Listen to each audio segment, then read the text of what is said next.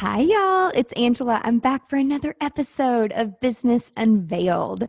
And today I'm so excited to interview two amazing, badass designing women in the design space, Kimberly Allen and Jennifer Charles. We've got the Chief Experience Officer and the Chief Creative Officer.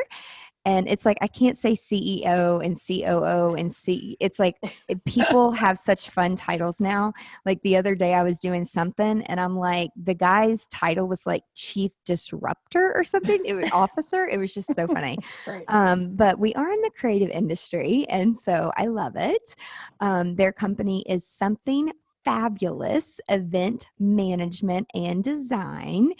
And we're going to talk about mentorships today. So for those of you who are listening and you're like, why the hell do I need a mentor? Or how do I even get a mentor? Or what do I need to look for? Because I know when I was a newer entrepreneur and a younger business owner, I was really hard-headed. And I kind of had the mentality of, oh, I know it all. And I know what I'm doing, which I didn't know what the hell I was doing. And so it really took some very strong personalities to kind of knock me down on my ass and be like, Angela, you don't know what the fuck you're doing. So you can listen to me or you're fired. And so it's not that any of them were being mean to me but it's like I almost had to be talked to that way to like for them to get through to me. And so, but it's changed my life. It's changed my business. I am still to this day friends with all of my mentors. I actually do all of their events, their kids' parties. One of my mentors, Charlie Redmond, who was like 82 when I first started my business, bless his heart, he's in heaven. He'd be like over 100 now.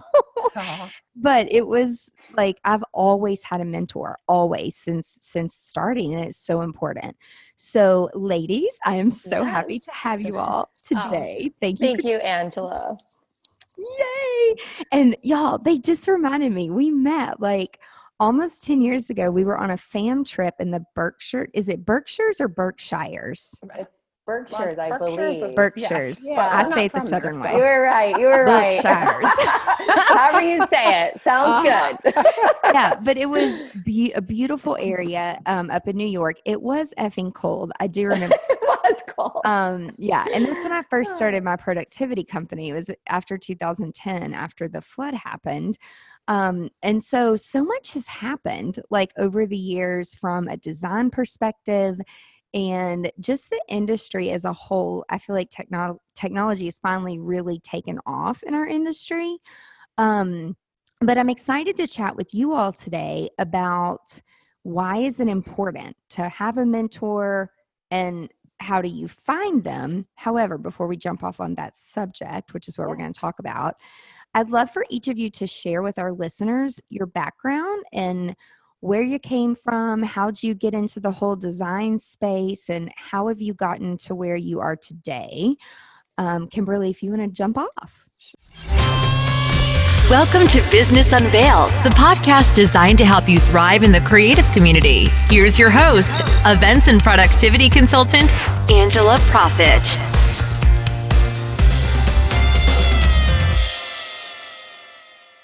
Hi, y'all. Thank you so much for tuning in to this episode of Business Unveiled.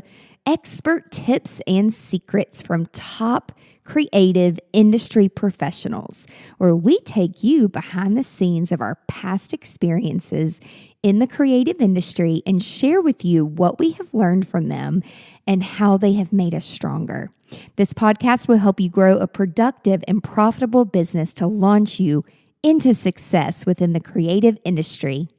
Today's podcast is brought to you by Vlog Easy. That is V as in victory. Vlog Easy is an app in the iTunes store for iPhones that help you make content videos as well as vlogging on the go to share with your audience. It has absolutely transformed the way that I do video and communicate with my audience. If you are looking for an app that allows you to edit on the go. Or if you simply don't know how to edit videos, this app allows you to do just that. You can record yourself in a quiet room. You don't have to remember what to say. You can simply look at your notes, and each time you're quiet and you pause, the Vlog Easy app takes all of those quiet moments out and edits everything together. It's like magic, and it saves so much time. Vlog Easy allows you to record in vertical or horizontal formatting. You can import existing videos that live on your phone into the app, and so much more. Vlog Easy Pro gives you the unlimited cloud backup as well as removing the watermark. Give it a try for free today. The link is bit.ly/vlogeasy. In all caps, Vlog Easy is case sensitive, so be sure that you've got that caps lock on and you're putting in Vlog Easy in all uppercase. V as in Victor, LOGEASY. Give it a try. Well, my background is in technical theater. I was a stagehand for 10 years before I got into the event world. Really? Yeah, I toured with the Big Apple Circus, and I was on the road with Ringling Brothers for a couple of years, and I went to school for technical theater, and I had a lot of great experiences before getting into the events industry. And when I left the road, I kind of fell and I was tired of traveling all the time.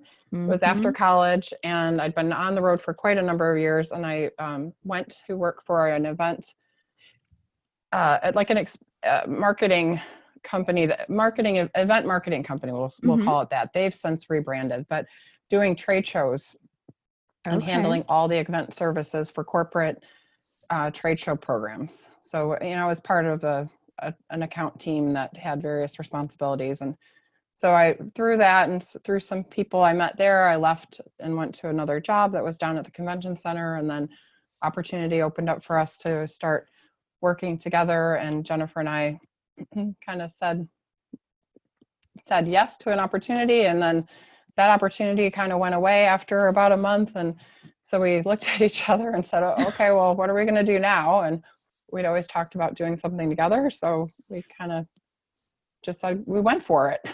So did y'all meet at the convention center? We're sisters. Yes. So I know a little known fact amazing. that most people don't know. Yeah. It's true. And what's interesting is my background. So I went to FIT in New York, so the Fashion Institute of Technology. And I actually went to FIT wanting to be a fashion designer and realized I absolutely hated to sew. I was like, what am I doing? So I ended up in the business side of things. And from there, I actually had great opportunities while I was in Manhattan working for Good Morning America and then the Today Show. And after I left New York, I moved to Miami and worked in production. So I worked in film production for New Line Cinema, and I worked, for like every music video you can possibly think of that came into Miami. Wow. And just kind of, so you kind of build yourself from all of these different experiences. And like Kimberly said, there was an opportunity back in Detroit. It was a really great opportunity. So I came back to meet her. We produced some major shows at the convention center, and then it didn't work out. And we were kind of like, she just got off the road and moved back, and I moved back for this opportunity. And it's like, well, no time like now, do it. So we did it, and something fabulous was born. Yeah. Well, it was born a couple years after we started, but yes. Yeah. And the thing is, we were so young, like we were really young, and yeah. But don't you feel so experienced now? Like looking back, it's like, oh, how did I even get here?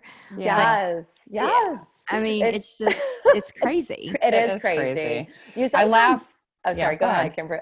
I was going to say, sometimes you look back and you think of the experiences that sometimes are like, whoa, that could have taken you down, right? Like it could have killed your business. It could have ruined the relationship. I mean, and being sisters, we had to work through a lot, because I mean, that's a whole nother dynamic. But I think what's interesting is how proud you are after all those years. Yeah. Right. Looking back and realizing that every single challenge that we went through actually helped us to be the great business owners that we are now. And without those challenges, I don't think we'd be as good as we are. So that's and exciting. there's always lessons to learn, right? I mean, it's not like it's not, you don't just, oh, aha, I have all the answers. Yeah, no, that's a for sure. Right. And people say, well, how did you do it? And I'm like, well, let's see, we were too stubborn to quit and too stupid to stop trying, or like too stubborn to, but I mean, that's really it. Right. And I remember Jennifer saying it's 20 years to an overnight success. Yeah. Right. I mean, think about it. Starbucks started in 1971. When did we start drinking Starbucks? I didn't know that. Yeah. Holy cow. Right. I know. Like it's the evolution of, I mean, it's life, right? It's a journey. I had no clue that it was. Oh my gosh. Wow. Yeah. Nothing happens overnight. I mean, what the hell, people? I mean, come on. No. So how did you all get a mentor? When did you first get a mentor? And how do you find good mentors? Well, I want to say that I can really resonate what you were saying, Angela, about your mentor. And you said that it was your client, correct? And I think now they are, yeah. Yeah. Well, and I think a lot of people think, you find a mentor and it's, they take you under their wing and, it's, moving all the way up and walking you through the process. But really, I think mentorship to me is all different people. So it's clients, it's vendors, it's event professionals that you learn something from. I mean, Kimberly and I talk about this all the time, that it doesn't have to look one way, right? I think that people think, it should be this one person, but really like what's great about mentorship, and if you're open to it, is that you can learn from so many people. And it's really about that word open, right? So for one person, it might be a very structured agreement. This is, I admired this person, or this person's offered to take me under their wing, and you follow them and you check in, and it's very structured. And for another person, it's very organic and it's kind of by accident, right? So I think that the important thing is recognizing that, like you said, to be open to that opportunity for learning, for growth, for mind expansion, I guess you could say, is what's really important. Are you all the same personality, being sisters, or do one of you take on one role of the business and then another one takes on another role? We're completely different. That's a good thing. Yeah. Angela, if people meet us and they're like, wait, you're sisters? Yeah. Sometimes Me and my sister too. We're night and day. Completely different. But I think that's what really makes our business work, is because Kimberly looks at things very differently than I do. And where she's like an amazing writer, she can be super articulate. And, that's really not my thing. I'm better in person. I'm better meeting with somebody, communicating that way. So, I mean, even our communication style is very different, which it's very cool. Yeah. And we're on the same page as far as our, our values and our purpose. I mean, obviously you have your individual purposes, but like we are on the same bus. We just sometimes come in at different doors. And what we've learned is that you really, truly, in order to have a successful relationship like ours, is that you honor the strengths of the other person. So, and you recognize that we truly are stronger together, and our business works because of, we're like the perfect person. If you take, this half and that half and you stick it together, we're like, wow, that really works. Yeah. But in the beginning, we didn't realize that. In the beginning, we used to fight like crazy, and it was that's like, the truth. It was just, and we actually went to see a therapist, and I'll never forget, actually, and this relates to the mentor thing, because Jennifer mentors me. And I think that there are times when I mentor her, and one of the things I'll never forget it, we were on our way to a meeting somewhere, and we had met in the parking lot of like a coffee shop, and she said, well, how do you want to go? And I said, In my car? yeah, well, like what way do you want to bike? go? And I was so insistent that this is the way to go, right? And so she would say, everything has to be your way. You always think you're right. And I'm like, no, that's not true. So she says, well, so she says that I'm going to go this way. And I'm like, no, you should go this way. This way is better. And she was like, there are more than one way to get there. It really, it does. And that always stuck with me. I'm like, oh yeah, she's right. Like there are more than one way to get there. And then the other thing that happened that was really, that really stands out and really turned a corner for us in our communication was recognizing that our strengths and weaknesses complement each other. Mm-hmm. And and that's really truly, like, if you think about a group, and I mean, this is a different conversation perhaps about a team and dynamic. It's really about complementing, surrounding yourself with people who are smarter than you, that have different skill sets than you, that but that's mentorship too, though. I mean, that's mentorship in the sense that, I mean, this is an example right now, doing a podcast and somebody listening in and realizing there is such great content, and to take the time. And I think this is what it boils down to, is taking the time to invest in you, in your business. And part of that investment is educating yourself, listening to podcasts, listening to TED Talks, reading, inspirational books that, can open your mind to a new way of doing something, looking at a client and letting them kind of guide you. I mean, I remember a client saying to me, he said, have you asked for the business? And I sat there for a minute and I'm like, no, I don't know if I have, So, I mean, but it's a simple question, but do you ask for the business? Right? Like, I think as women, sometimes we forget to ask for the business. Mm-hmm. And that was really powerful for me. And another client who's actually a vendor in our industry, we went to lunch and he had sold his business, and I said, well, what, I just love to learn, like, what did you do, and how did this, how did you get to where you're at, and the same questions I think that we all have, for success. And he said, I stayed focused on me, and I stayed focused on what I was doing, and even though people do different things, I think sometimes we get caught up in watching what other people are doing instead of focusing on what you're doing. And it's not that you don't be aware of what's going on around you, but if you're constantly changing your model and yourself to be all these other things, then you're really not doing what you're meant to be doing. So that was a lesson, learned as well.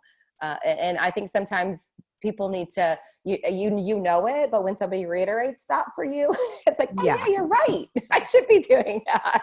Yeah.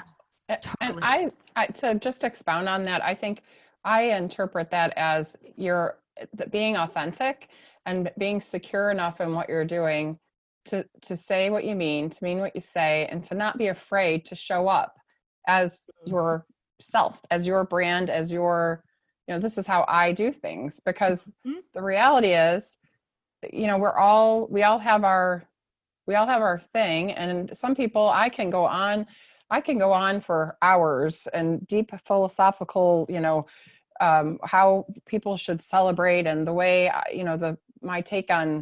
our take on what that is, authenticity, and the why behind your design and your experience design. And sometimes that resonates with people. And sometimes I can tell the first 3 sentences that come out of my mouth, their eyes glaze over and they really don't care. They want the sparkly doodad across the room. And that's totally fine. But if you're not authentic and you can't be who you are, then really you're not selling a true product to anybody, because nobody really understands who you are, right? Like, if you're wishy-washy and flipping and flopping, that's not a road to anywhere. No, not at all. So when you guys worked with a therapist or work with, which it's so funny because my sister and I used to work together too. And then about 5 years ago, she was diagnosed with an illness, and so she couldn't work anymore. And really it was okay because she has 4 kids and she like loves staying at home and loves being a mom. And I would like rather jump off of a bridge than like stay at home all the time. I mean, seriously, I'm like, right there with you, Angela. I'm like, people are like, are y'all from the same household?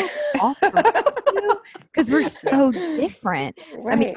my brother and I are more alike now because he has his own business and like he's an entrepreneur now, but we like do not see eye to eye on so many things and so many levels. And we had to get a family therapist because Mhm. and I learned a lot from the therapist, and which I guess is kind of like a personal mentor. And she said to me, she's like, stop talking about everything that you do and all these places that you go and all of these people that you work with, because your sister my sister was never part of that. Like, she never did the destination thing with me. The girl barely drove on the interstate. Okay. Right. Like, she's barely been out of her zip code, much Right. less go on a destination wedding with me. And so, but I mean, they ask, they're my family. Like, why would I Right. not tell them? Right. But I learned something very valuable where she's like, you have to meet them where they are. And if it is in their zip code and their town and their home, and you have to stay on their level. Otherwise, you're never going to be able to resonate with them. They're just going to tune you out. There's probably going to be jealousy there. But we chose very different paths. But ever since I keep that in mind, where I'm like, okay, let's talk about some of the things we have in common, which is nothing. But with 4 kids, it's like all about the kids. Right. Yeah. But it has been much more healthy for me to not go in. And when they ask, it's like, oh, well, where are you going this time? And it's like, oh, that's not important. Like, I'm going here. But, and then I just reframe and come back to what can I do, to help them. So it's very interesting to like have a therapist or a mentor who can help you reframe things to keep a relationship very positive and not negative. Yeah.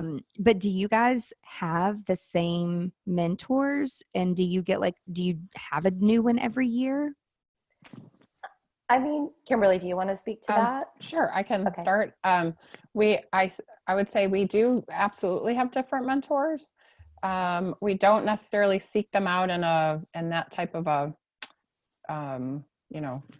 who is my mentor this year? Right. I think it's more of a, different relationships, and some relationships that we've had over the course of, many, many years from the beginning of, I can think of a couple of women that have been in my life since my college days that I really look to for, I look at them as their model and their life model and how I want to be. And I remember things that they've told me, and I think that they've had a hand in shaping. I think our mother certainly gave us wings. She couldn't necessarily give us a direct map to the destination, but she always gave us the encouragement and the power and the strength to be who we were as individuals. And and she would never tell us no, right? Mm-hmm. I want to go to school in New York. She figured out a way to get Jennifer to school in New York. I called her up and said, hey mom, on a Friday night, I was running Spotlight at this local theater I worked at. And there was a call from a fellow that we had known to the theater, and he was looking for a Spotlight operator for the summer tour of this Big Apple Circus. And he needed somebody in Columbus, Ohio on Sunday afternoon. And I called home at intermission. Hey mom, can I join the circus? Oh my gosh. Great. And that's sure. a true story. And my girlfriends dropped me off on Sunday, Right. So, okay. But I think, our lives we are different. And I think that when you can learn to, on the sister note, right? When you can learn that Jennifer can be Jennifer, Mm-hmm. and she is a beautiful person with her own beautiful life and her beautiful children and her beautiful husband and her perspective and her way of seeing the world. And I can honor and respect her for that and who she is. And honoring and respecting Jennifer takes nothing away from Kimberly, because Kimberly I think is that's a beautiful huge piece. person that has her own perspective and has her own relationships and has her own way of showing up in the world. And I think we so often are raised to be competitive, or our culture tells us that this is good and that's bad, or this is different, or, I have nothing in common with this person because they don't have my experiences. I don't think, for me, I don't see it that way. I see it as we are all if we can be solid in who we are as individuals, even when it's scary, and it's scary a lot of the time, right? Because I think Jennifer can tell the story. She went to a meeting and somebody said, who here is worried about being judged? And Jennifer, what was that? Who here is worried about being judged? Well, don't worry, you are being judged. But yes, right? I mean, it's the truth. I think that it's perspective also. I think that what's really important is what Kimberly's saying, is that we work in a design industry, right? And there's a lot of competition and there's a lot of ego, right? I mean, it just kind of goes along with it. And I think sometimes when you set your ego aside and you realize that you're showing up, and like, who are you showing up for, right? I think that you have to have that perspective as well. I think that's important in our industry. And one of our rules for our company is that, this is not about you. No. So, it's easy to get caught up in it, but it's not about you. It's about the client and the direction for the client and the experience, and what is the memory? What is the memory that you're trying to make, right? It's about their memory. This is their milestone.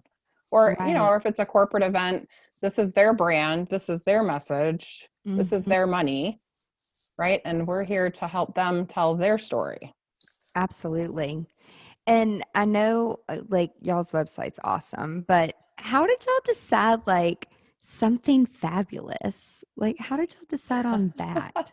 It's actually a funny story. So my mom, or our mom, would always say everything is fabulous. Like before fabulous was an actual like popular word, she's like, that's just fabulous. Like she'd always say it.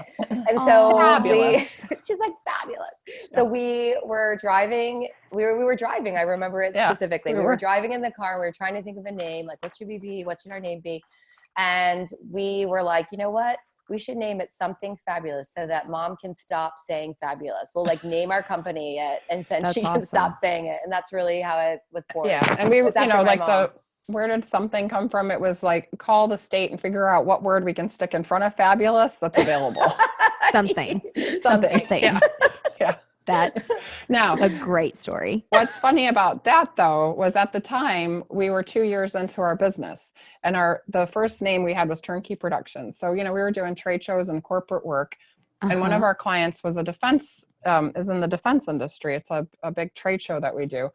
And I'll never forget it because our credit card processing got changed over to something fabulous. So the first show we did, we take all these exhibitor service orders, and I was getting calls from like the secretaries of these like men in defense to find out, what is this something fabulous, because they're ordering booth furniture, but something fabulous. I'm like, oh, I can only imagine the talking that went around those offices. Oh my gosh. It was funny. That's hilarious. Yeah, it was pretty funny. Like, excuse me, who are you? Why are you on my credit card statement? Right. Yeah. So, I mean, you guys really are like, you're storytellers, and you really carry the client experience through the design, which like tells a story for them. And so when you're thinking about storytelling and some of the stories and some of the things that you all have learned from your mentors, like, is there one top story for each of you that it's like, oh my gosh, this is a lesson and I need to learn from this, and we need to make sure that we never make this mistake? Has there been like one big thing that just stood out? Kimberly, can you think of one? I mean, I'm sure that there are. I can think of advice. I think I don't know if mistake. I guess a mistake in that of valuing yourself, and it took us a long time. And I remember this one particular. He was a client, but he was someone that I had worked with previously before we had started the business. He was like an account executive, and he's got 20 years on me at one of the first companies I had worked for when I came off the road. And I remember, so he had called me down to introduce me to this new client that he was working with, or this new job he had, and he brought us in on some work that like some, it was like a dealer show at their facility. Mm-hmm. And we got to talking, and he said, the first thing you have to remember is that this is supposed to be fun. Mm-hmm. And the second thing you have to remember is never be ashamed of your pricing. Right. And I think that that right there is we're not a nonprofit. We work with nonprofits, but we are not a nonprofit organization. Mm-hmm.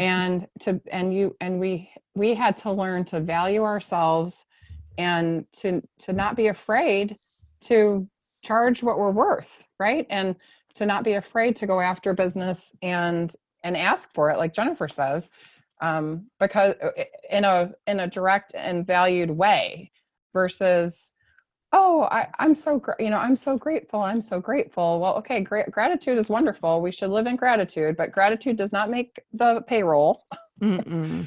right? And it does not pay the utility bill. Nope. And not for a for-profit business. So that was, don't be afraid. I think too, I think on that too, one of the lessons I think that drives home to me too is that and I think we could all relate with this, is that people have this vision of this grandiose event, right? And so your perception of what that is and what that costs versus what the reality is. I think that's something, and that you learn over time that, when you pitch an idea and a concept, it's really important to understand and to be on the same page with the budget. And I think a lot of times when you're younger, you're afraid to ask the budget because you don't want them to make assumptions like, oh, are you, is it enough money? But really, I think one of the things that we've learned is that you have to know what the budget is. Yeah. Because we need to know if it's apples and apples or apples and oranges. And Yeah. I think that you don't know that at the beginning when you first start, right? Like you just think, oh, okay, I have this piece of business. But to really be able to service a client, you need to understand that you're on the same page and you're on the same budget. So that's something that we've learned in time, many times over. Would you agree, Kimberly? Yeah. Yes. I mean, I think to not be afraid to talk about money, and to be clear, and to not like fall into the people pleaser trap where, but this is such a great, this is my, I want to please this client and they're asking for this and it costs this much. And well, what can you do for me? And like, do you walk into Nordstrom and negotiate the price for your handbag? Right. And right? Or that's the thing. I just don't get it. Like people, it's funny because I'll ask people like, do you have a number in mind? And they just kind of look at me like some people say, okay, $100,000, but they want like 450 people in a seated dinner and a bar and a 5-hour reception and a band and a DJ and a sit down dinner. And, it's just like, Right. Did you forget a zero? Or it's just like people, they don't know what shit costs. They just don't. So I have found that people just don't understand what things cost. And it's not that they can't afford it or they don't want to invest the money. Right. They just need to understand the process that if you want it to look like this, which most people have an inspiration Pinterest board or something like that. Right. And I'm like, okay, well, I can break this down for you. This look right here you're looking at is about $8,000 a table. And, then they want to fall out of the chair. But I've learned not to say it that way. It's like when you add up the tables, the chairs, the flowers, the linens, the napkins, the china, the flatware, the glassware, the candles, the food, the drink, and then they're like, oh, I'm like, so, and the really smart ones with numbers, they're like, that's like $1,000 a person or $1,000 a couple, 500. And I was like, yeah. So when you're thinking of that guest list, like you might want to pare it down. Like, are those people really worth that? And then you can also tell from that who is putting on a social event versus who's actually inviting the close family and friends that will be on their journey forever. Like it's two different things. Right. Yeah. It is two different things. I definitely think it's two different things. Yeah, it totally is. And but do you all have people that are straight up with you like that when you're like, how much do you want to invest? Like, what's your budget? And they're like, it's this. Because it is hard to get people to agree to any type of a number. I'm like, well, I'll price everything out and then we can talk about it. And if you're comfortable with it, then we're going to go forward with it. Right. And then sometimes they look at ideas and they're like, oh my God, hell no, I don't like it that much. Right. And I'm like, Well, that's okay. it though, Angela. I think people's perception, I think that what's important is to understand what's important to that person, right? Because to one person, they love flowers. They want lavish, extravagant flowers, and that's important to them.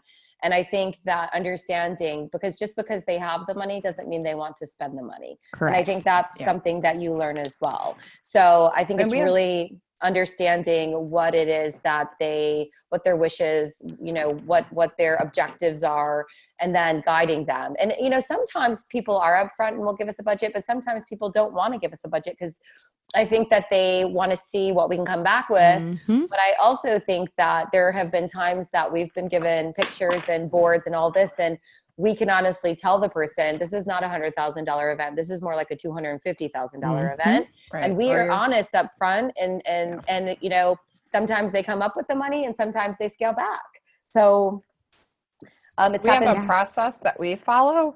And it's a series, it's 4 questions, and it's our experience design questions, if you will. And the first one is, what is the memory you're trying to make? So, is it an intimate gathering of your closest family and friends? Is it, wow, that was, what are people, or if you don't know what the memory is you're trying to make, what are people talking about? Or what are you reminiscing about, right? And if they're reminiscing about the show we just put on, that's a different event than, we're reminiscing over the 3 days we got to spend with people we don't get to see very often. So what is that memory we're trying to make? What are your requirements? Those are game changers, right? It'll change the date, it'll change everything. What are your wishes? And that's where we get into, what are your wishes? Like, I mean, if your requirements are, I have to have this property and these types of things, and your wishes are, I want X, Y, Z and chargers and linens and 6-course meal and 2 waiters or 2 servers, per table, and whatever that is. So we start to see, what is this vision that they are thinking about? And then we ask the question, what is your budget? And if you don't know what your budget is, you know this, right? If they have no idea what their budget is, by us kind of walking through these questions, they start to think about what their budget is, right? It can help them to decide. And if they have an idea of what their budget is, those answers are going to tell us whether or not they're they're dreaming. And we've had some clients. I have one in particular. He was fantastic and wonderful, and he's a professional athlete. He was throwing a party for his family. They wanted their vision, their memory they were making was this. They wanted to really celebrate with their family and friends and give their people that were closest and important to them an amazing event that they would never forget. And so that was, the venue was selected for that purpose, and the whole experience was designed with that purpose in mind. And so when I asked him, okay, well, what's your budget? And the number he gave us was like, okay, dude, well, that's great. But what you just described to me and what your bride-to-be here is showing us is double that. Right. Oh, Okay, Kimberly, well, see what you can do. And so, at the end of the day, we gave them the experience they wanted. They paid double like we told them. And it was great. And, and they're wonderful people. And it was exactly what they had dreamed it to be. But we weren't, but it's a conversation. And I think that process works for us because, it kind of qualifies, and I don't mean qualifies whether or not, but well, I guess the qualify is qualify, right? Like if my bringing out this kind of way we do things puts you off, well, we're probably not a good fit. Right. And that's okay. Go somewhere else. That's right. Exactly. Yeah. And that's okay, because someone else is going to tick boxes for you and do, but what we won't do is we will not be beat up. We have learned that lesson many a times. Yeah. So much work for people to expect one thing, pay another thing, and then undervalue what you're doing when you're giving them what they can afford. So Yeah. it's like, Or what they're no, willing thank to you. part with, right? Like Right? we had one, like we always laugh. I don't know if it's laugh or we cry that sometimes we have to learn lessons, right? And the universe presents you, God presents you, however you get the lesson. I think you get what you need. And Yeah. sometimes Jennifer gets what she needs, and I don't necessarily think that I needed it. Gotcha. Right? And Gotcha. vice versa. Yeah. Kimberly's getting what she needs, but I don't know that I need to live through this lesson again. And we Right. both got one that was a whammy, and we learned, and it was probably it was I don't know how many years in, but it was enough to know that, you know what, when every single red flag you have has gone up on the first 3 conversations, it's probably a good Uh-huh. idea not to go there.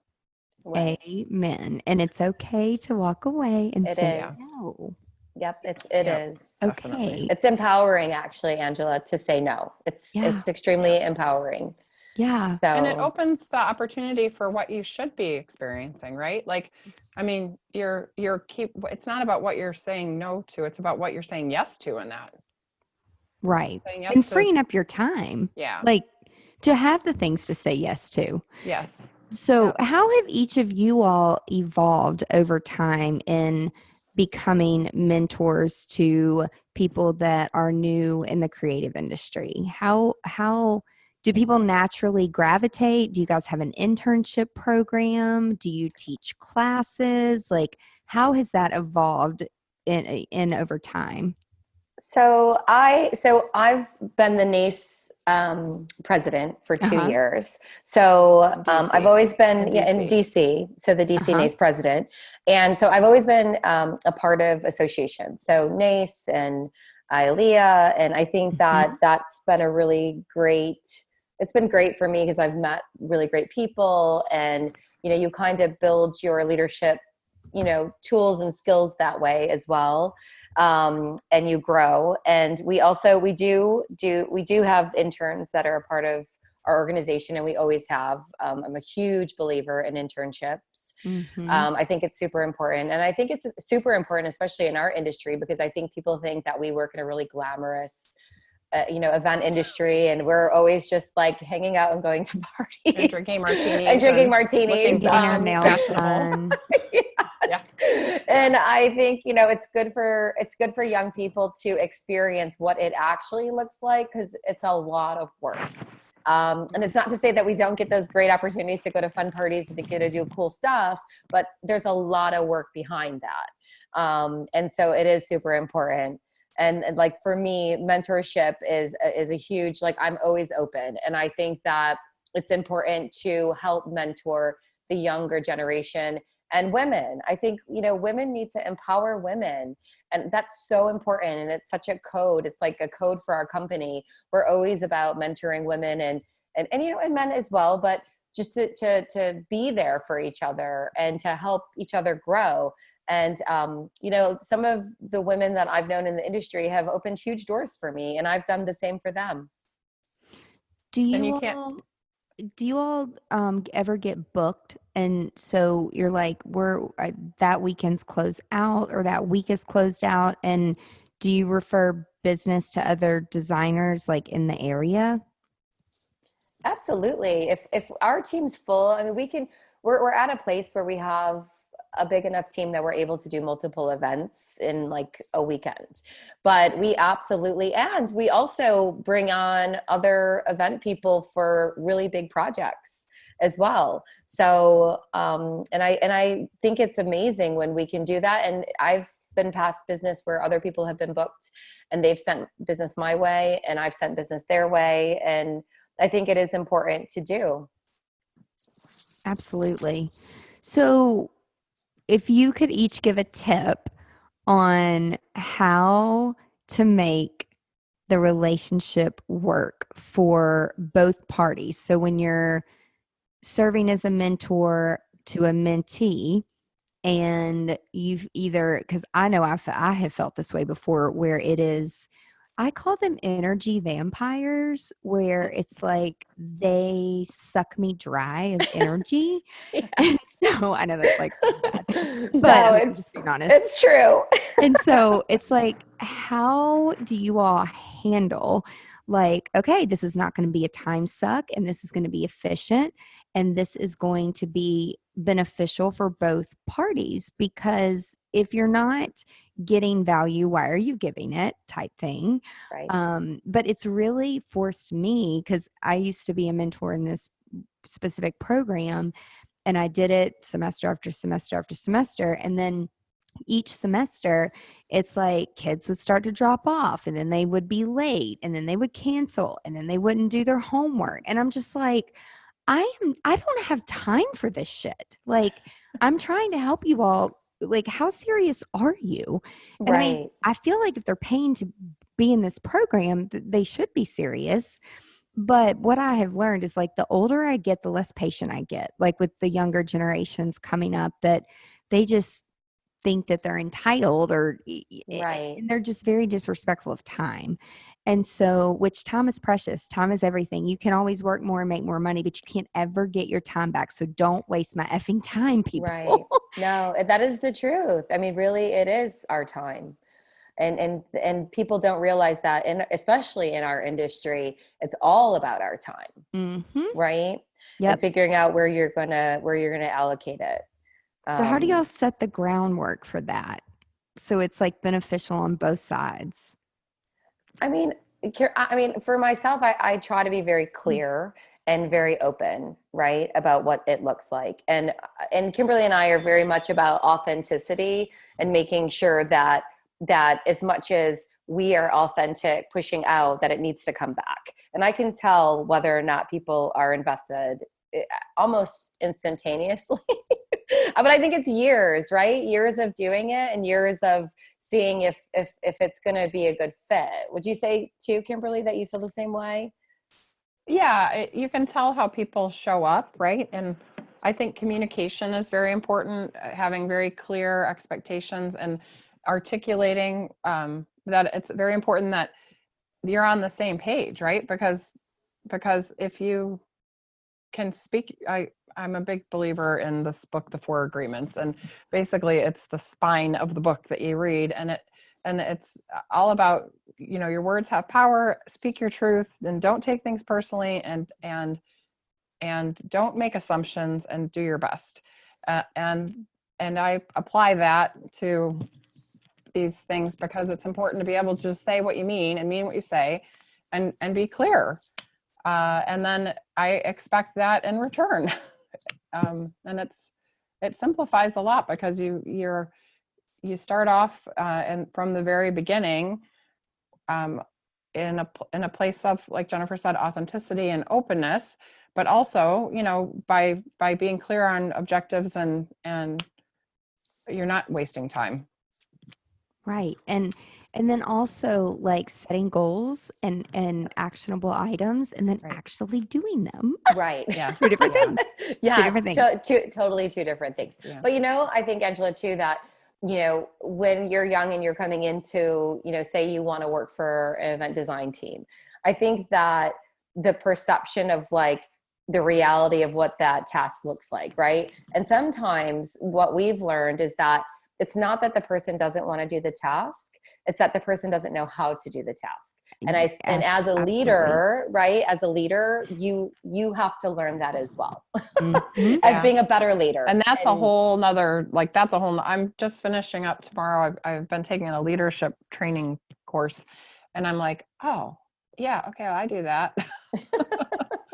Oh yeah, I probably shouldn't do that, but it's about growth, and you don't know what you don't know. And I think was it Maya Angelou who said, when you know better, you do better.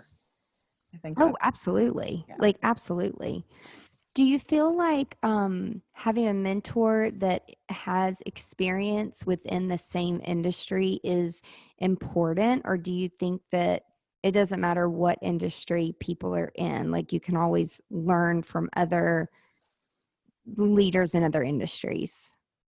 I definitely think outside the industry. I think most of the mentors that I've had and that I look up to are not in our industry at all. You know, I think that, Yeah, me and too.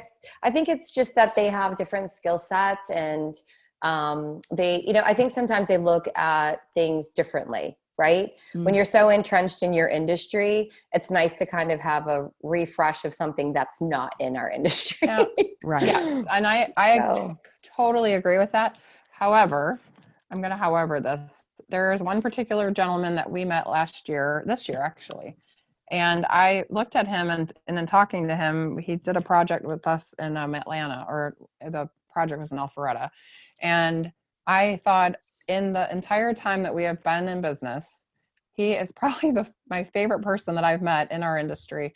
And truly, it's truly somebody I look to and would love to spend time with and learn from, because he's amazing. But he's open, he's kind, and he doesn't, and his ego is in check. And he is like, and I guess maybe that to the point of that is that there comes a point when you get to a place in your career where, you know, your ego just kind of checks itself, because maybe you've done everything and seen it all. And now you just want to like share. I don't know if everyone gets there, but I can think, and then that gentleman that you met, Jennifer, who was really like open and amazing, right? I do think, and I think a lot of times, you know, I get inspired by like podcasts and books and TED Talks. And I love to always learn. I really do. Like, I love to always learn, and I love inspirational books. I could, if I had the time to just read them all the time, that I would love to do that. I mean, I'm on vacation, I'm reading an inspirational business book, but it's just something that recharges me, and I love it. But I definitely look outside the industry. I really don't get as fired up inside the industry as I do with other things outside. Like, even for me, for design, I love fashion, like coming from fashion, like I'm always looking to fashion or interior design, you know, just a lot of different industries that inspire me even creatively.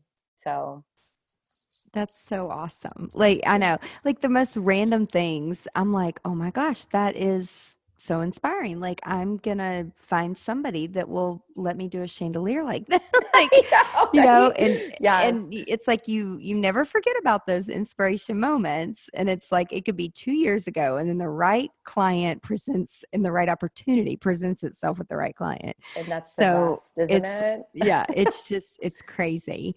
So what do each of you like? It sounds like what you look for in a mentor are people who, you know, it's not about ego. It's not about where you've been or who you've worked with or how much money you made. It's about being authentic and sharing. And to me, that's a great mentor, is somebody who is open to just telling you how it is and telling you like, well, I did it this way and it wasn't necessarily the best way. And some people, like, I was one of those hard-headed kids where it's like, I'm actually going to have to figure it out the hard way and hit my head a few times and, you know, pray that I don't bust it open on the way down. But we all have that, right? I mean, that's fear. I think, Yep. I think it's fear when people can't be open, or be truly I'm not saying that you weren't open or truly yourself, Angela. Right. But just, right, fear. Why do we have to know? Because Right. if I don't know, I'm going to look like I don't know. Right. Right. That Right. is true. But you know, when you're younger and you're, you know, in our industry, I used to think I used to have to, or any industry, I used to think I used to have to know all the answers. If I did not come to my meeting understanding and knowing everything, and like, you know, I just felt like I had to know. Whereas now I can say, you know, I don't know that answer, but I'll find out for you. And I think Right. that's empowering. I mean, how could we possibly know every answer? We do different things every single day, right? Yep. You learn something new every single day. Every event is always different. You're in a different property. You're working with different vendors. You're using different materials. I mean, to push ourselves and to really grow creatively, you need to try things and you need to fail. I mean, that's part of the process. Yeah. Or you're never going to get bigger and better and push yourself to do anything other than what you're comfortable with, which in the design world is boring. Right. It is boring. And it's hard, I think, too, creatively to keep repurposing the same look over and over. Like it gets old. Yeah. Like, come on, people. It does. Let's do something different. It does. It totally does. So if people want to learn more and look at all your fabulous work that you do, where should they go? Aw. Well, you can definitely check out our website, which is somethingfab.com, or our Facebook, which is facebook.com/somethingfabulous. And we're always on Instagram. So we'd love for you to follow along with us on Instagram. And that's Something Fabulous, at Something Fabulous. So we do a lot of stories, and we're a lot of behind the scenes and our team and what's going on, and a lot of our charity work. So we'd love for you to come and check us out.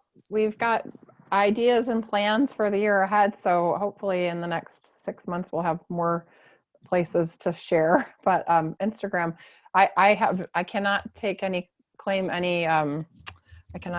right to the Instagram, but the girls really do make an effort and they do a great job. So I go our team. Yeah. That's so awesome.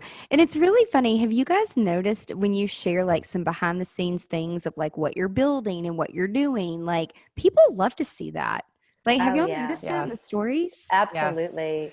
I love seeing them too. Yeah. We talk about that because I really, really, really want to share. And I do love design. Like we design it, but one of my things that I enjoy is building it. And then the content and structure and sharing. Right. And it's really uncomfortable to put yourself out. Like I find it uncomfortable. So that's something where we've been seeking mentors, and I've enjoyed listening to your podcast, Angela. Yeah, it's been great. It's really been great. I've really enjoyed, because you learn from people, and then you can provide more opportunities for you and for others. Right. So thank you. Yeah. Thank you so much for today. We loved being on. Yay. I'm so happy that both of you were able to be here today. And guys, those of you who are listening, be sure to go to somethingfab.com, look at their work, check it out. It's gorgeous. Everything looks unique and different. Like there's not a bunch of like, oh, this is like the same stuff over and over. Like you all truly are like designers, and you can tell that you are telling a different story for every event that you do. And I don't always see that. So thank you, Angela. We appreciate very much. that. It means a lot. You're so welcome. Well, everybody, thank you so much for listening today. Be sure to tune in next week, and I hope everyone has a great week. And ladies, hope you have a great day. Thank you. Thank you, Angela. Thank you so much. Bye. If you found this podcast helpful, please share it with your friends. And I'm so very grateful if you leave a review. Be sure you are a subscriber so you never, ever miss the juicy details of Business Unveiled. Also, be sure that you are part of my email list. And if you're not, sign up today at angelaprofit.com, where I share valuable resources and exclusive products with only my subscribers. Now, before I go, I want to ask you, if you have a story or a product to share with the creative industry, please let me know. To be considered as a guest on Business Unveiled, visit angelaprofit.com and submit a podcast guest form. Until next time, remember to stay productive and profitable. You've been listening to Business Unveiled with Angela Profit. Join us next time as we share our experiences to help you be more productive and profitable in your creative business. For more great resources, visit angelaprofit.com.